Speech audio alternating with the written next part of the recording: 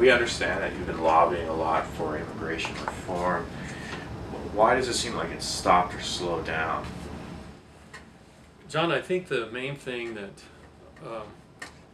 the general public needs to know is that I believe there's a recognition in Congress that immigration reform is necessary. They all say that. But right now, there's about 38 to 40 Republican congressmen who are holding up immigration reform, and mainly it's because of fear. As I've interviewed them on the Hill, those that have been willing to meet with us, they don't come right out and say this, but I think that the main thing that's holding up immigration reform in a legislative sense is a fear, because they're not sure what their public, what their voters want. And I'm hoping that after this last break, where a lot of them went home, although a lot of them went on junkets as well, but I'm hoping at this last break that they went home and they started listening to what their voters are really concerned about. One of the messages that we took to Capitol Hill recently, to both the administration and to the congressmen and the senators, was that there are literally millions, and we estimate there's probably 6 million children, United States citizen children in the United States, whose parents do not have documents. A good number of those children have lost their parents to deportation already. And we, in the past years, have always been able to arrange to have the children go join their parents, once the parents have been deported, to arrange to have the children go join their parents in El Salvador, Nicaragua, Colombia, Mexico, and so on.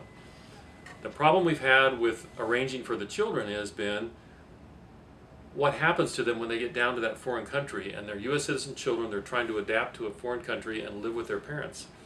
And it's become virtually impossible in most countries, and now it's become a more serious problem in Mexico. And so our main message to Capitol Hill, and more so, will be, we have 6 million children in the United States. We have 5,100 children in foster care that you and I are paying for as with our taxes, and who have that disturbing life of having lost parents and now adapting to foster care parents because their parents have been deported. And that number is increasing daily. I believe last year we deported 205,000 parents of U.S. citizen children, leaving those children here to be cared for by hopefully somebody in the family, otherwise they go into foster care coverage. And that's been our main message to Congress. But I think the main thing that is holding up immigration reform right now is that there's a fear among the congressmen that they're not sure what their voters will do for them in the upcoming elections if they do anything that shows favoritism towards undocumented immigrants. I think in their hearts they know that they need to do something now. I think in their hearts they understand that breaking up families is not a wise thing to do for our community and for those families and those children. But they're fearful of what their constituents will think if they vote for anything in favor of immigrants or anything in favor of immigration. That, at the current time, is what's holding up immigration reform, is they don't know what their voters are thinking.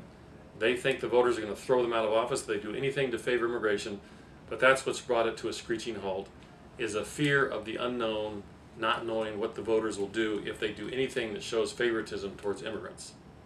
So you suggest a more compassionate approach from these lawmakers, explaining, you know, because most people do respond to compassion.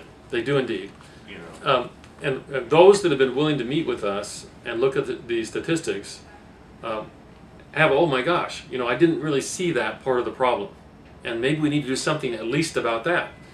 And so what we're telling them is, okay, in the Congress, they want to do things piecemeal.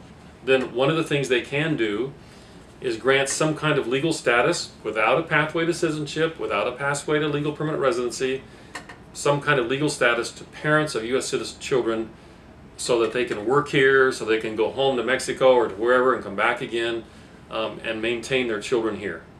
Because more and more, it's become more and more difficult and more dangerous for U.S. citizen children to live in Mexico, and much worse in going further south. So that's what we're explaining. Hey, there's something you can do about this right now to prevent all this deportation and all the difficulty that we're creating for our communities by having children here without parents.